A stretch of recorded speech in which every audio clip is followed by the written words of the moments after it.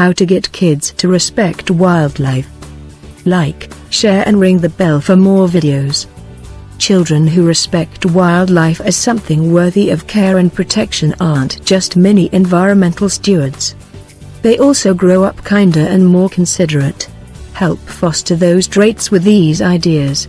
Respect their wildness. Children tend to project human qualities on animals, something that isn't always the best thing for the animal, or a kid. Paddington may live with a human family in the movie, but you definitely don't want your child thinking they can bring home a wild bear cub. Show kids that animals in their natural habitats are living their best life, and should keep doing that. Start by watching these silly music videos together to see animals getting wild in their environment.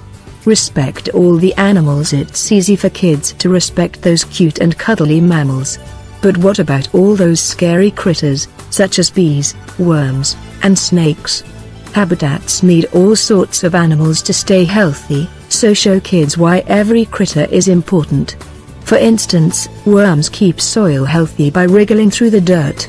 Get kids psyched about those not-so-cute animals by clicking through this photo gallery of bizarre bugs. Respect their privacy. We get it. What kid wouldn't want to chase after a squirrel, or pet a wild rabbit? But human interactions with wildlife can negatively affect animals by changing their natural behavior. Teach children to leave critters alone and observe them from a distance. Get them started with this DIY forest scope or underwater viewer. Or watch the wildlife from your backyard with these tips. Respect their homes so you've gotten your child to leave those cute critters alone. Yay, you! But other choices can still harm wildlife. Try to keep kids from taking souvenirs that might be something's home, like shells, nests, or logs. Throw away trash, since animals can mistake litter for food. That includes people food, which can be harmful to critters. Instead, teach kids about proper animal food by helping them make this bird feeder. Wildlife conservation is the practice of protecting wild species and their habitats in order to prevent species from going extinct. Major threats to wildlife include habitat destruction/degradation/fragmentation, overexploitation, poaching, pollution and climate change. The UN estimates that 27,000 species of the ones assessed are at risk for extinction. Expanding to all existing species, a 2019 UN report on biodiversity put this estimate even higher at 1 million species.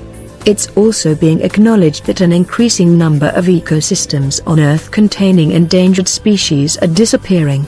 To address these issues, there have been both national and international governmental efforts to preserve Earth's wildlife. Prominent conservation agreements include the 1973 Convention on International Trade in Endangered Species of Wild Fauna and Flora, CITES, and the 1992 Convention on Biological Diversity, CBD. There are also numerous non-governmental organizations, NGOs, dedicated to conservation such as the Nature Conservancy, World Wildlife Fund, Wildlife Health. For some pollutants, simple exposure is enough to do damage, for example pesticides. For others, it's through inhaling or ingesting it. Pollutants affect different species in different ways, so a pollutant that is bad for one might not affect another. Air pollutants. Most air pollutants come from burning fossil fuels and industrial emissions. These have direct and indirect effects on the health of wildlife and their ecosystems. For example, high levels of sulfur oxides, SOx, can damage plants and stunt their growth. Sulfur oxides also contribute to acid rain, harming both terrestrial and aquatic ecosystems. Other air pollutants like smog, ground-level ozone, and particulate matter decrease air quality.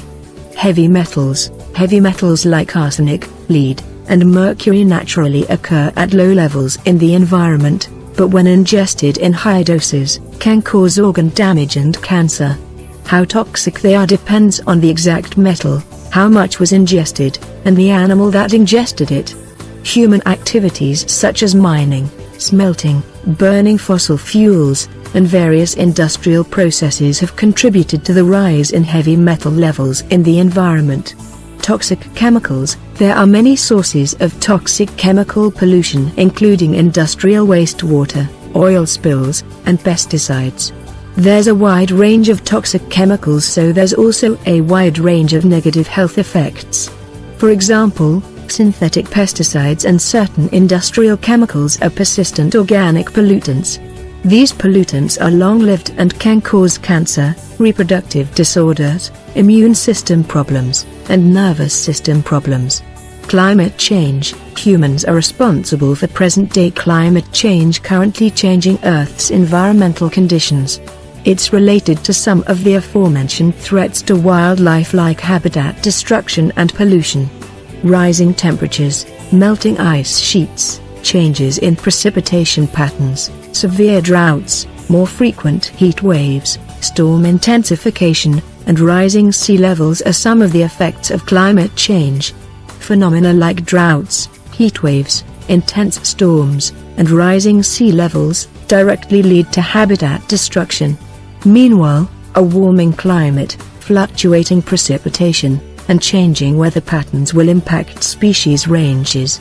Overall, the effects of climate change increase stress on ecosystems, and species unable to cope with rapidly changing conditions will go extinct. While modern climate change is caused by humans, past climate change events occurred naturally and have led to extinctions. Species conservation. It's estimated that, because of human activities, current species extinction rates are about 1,000 times greater than the background extinction rate, the normal extinction rate that occurs without additional influence. According to the IUCN, out of all species assessed, over 27,000 are at risk of extinction and should be under conservation. Of these, 25% are mammals, 14% are birds, and 40% are amphibians. However, because not all species have been assessed, these numbers could be even higher. A 2019 UN report assessing global biodiversity extrapolated IUCN data to all species and estimated that 1 million species worldwide could face extinction. Yet, because resources are limited, sometimes it's not possible to give all species that need conservation due consideration. Deciding which species to conserve is a function of how close to extinction a species is, whether the species is crucial to the ecosystem it resides in, and how much we care about it. Habitat conservation. Habitat conservation is the practice of protecting a habitat in order to protect the species within it.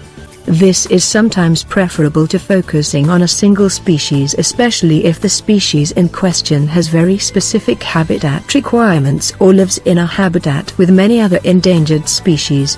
The latter is often true of species living in biodiversity hotspots, which are areas of the world with an exceptionally high concentration of endemic species found nowhere else in the world. Many of these hotspots are in the tropics, mainly tropical forests like the Amazon. Habitat conservation is usually carried out by setting aside protected areas like national parks or nature reserves. Even when an area isn't made into a park or reserve, it can still be monitored and maintained.